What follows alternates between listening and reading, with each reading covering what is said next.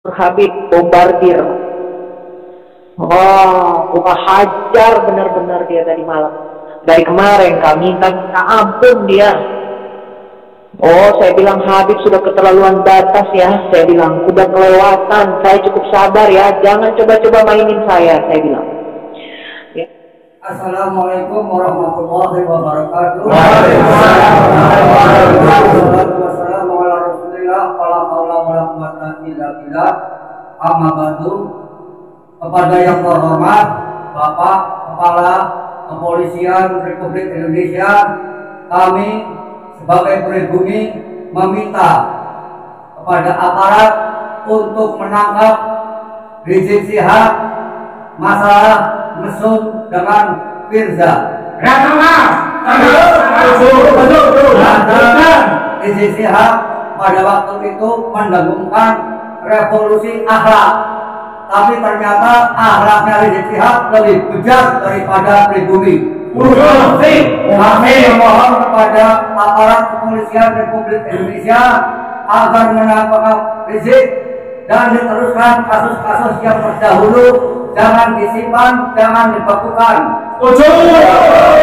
Kami sebagai pribumi mendukung tugas-tugas aparat kepolisian untuk menangkap Rizik Syihab. Teruskan.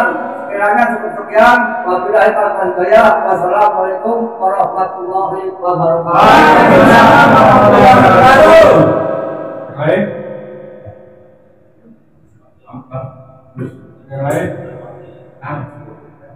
Ada mau ada lagi? Mas Dedi?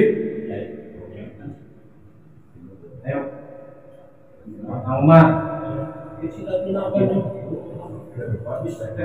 Yang lain? Oke ya. Saudara-saudaraku yang saya cintai saya banggakan. Jadi yang pertama tadi kita meminta agar pengusulan almarhum Idrus bin Salim Al-Jufri dari Palu, Sulawesi Tengah menjadi pahlawan nasional. Kita minta untuk ditolak karena yang bersangkutan bukan warga negara Indonesia, tidak dilahirkan di Indonesia, dilahirkan di Jawa dan sampai meninggalnya bukan warga negara Indonesia. Yang kedua, karena yang bersangkutan juga tidak tercatat sejauh mana perlawanannya terhadap penjajah Belanda dulu ketika ada di Indonesia sampai kabarnya, karena yang bersangkutan hidup datang ke Indonesia pada masa penjajahan Belanda.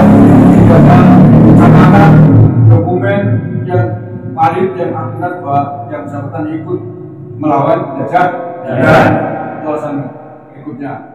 Kemudian kita juga meminta agar saudara Rizik Syihab ditangkap karena telah mempropaganda perang antar sesama anak bangsa.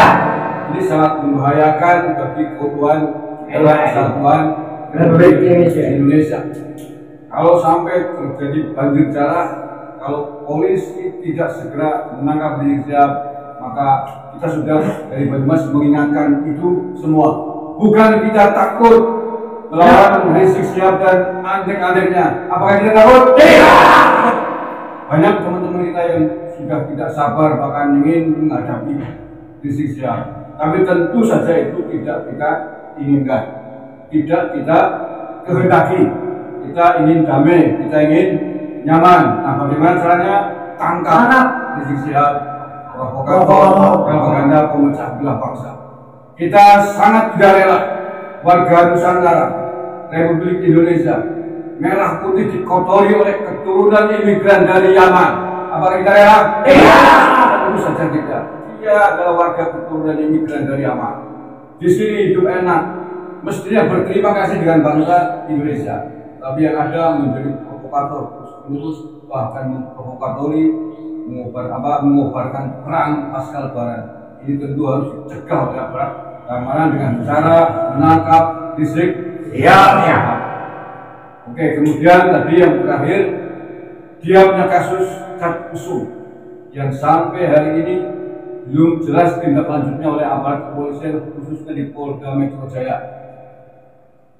kasus tersebut sempat di SP3, sempat dihentikan, tapi kemudian digugat di pengadilan dan dibuka kembali sejak tahun 2020 kalau tidak salah. Maka ini saya kira penting untuk Polda Metro Jaya untuk kembali membuka dan meneruskan kasusnya Rizik Syihab, yakni kasus Cak Mesum itu yang tadi maksud adalah begitu.